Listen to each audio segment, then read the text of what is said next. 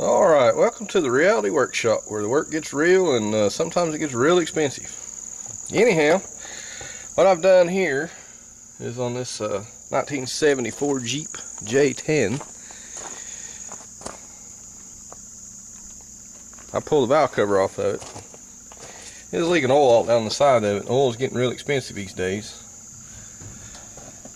Let me drip that back here. I'm dripping water back here in my rockers. Anyhow, I pulled that out, valve cover off last night. There's my little 1-barrel carburetor. Hopefully I'll change it into a 2-barrel.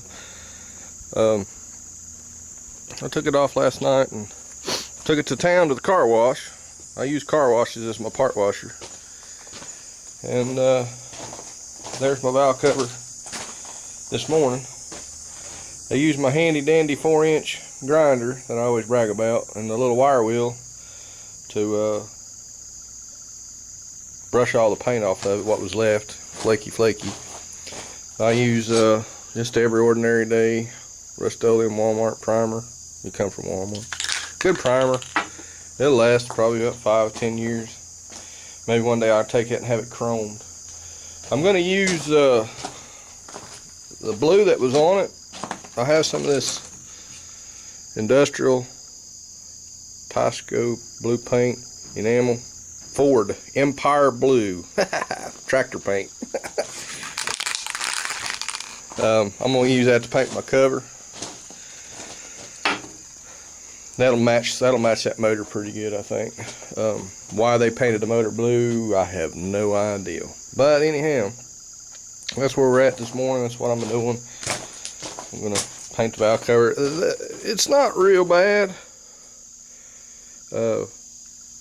The engine wise, I've seen sludge in those motors that I couldn't even see the rocker arms or the push rods. Oh, also too, I fixed that rocker down there. I didn't do it the same way as the other one.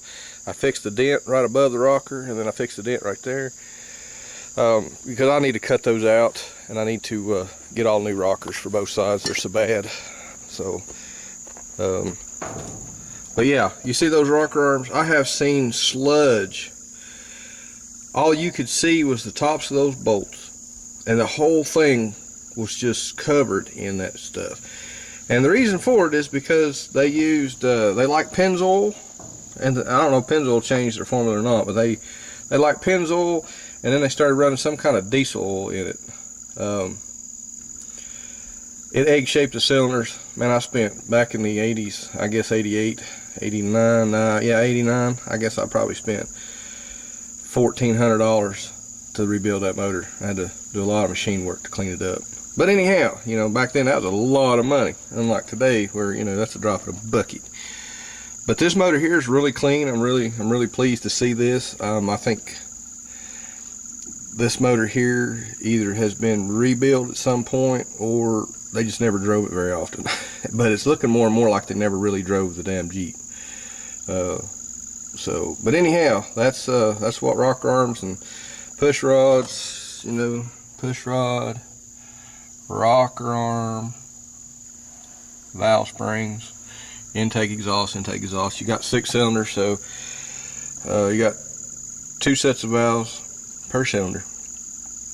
So a little 1-barrel carburetor, that's kind of a novelty. You don't see them anymore. I want to change it into a 2-barrel like everybody on the forums are talking about. I put that Motorcraft 2100, 1.8 Ventura, little small Ventura in there, and change the intake. That would be really cool, give you some more power. But you know, that's for later date. I can also put a 4-barrel on here. That would be really cool.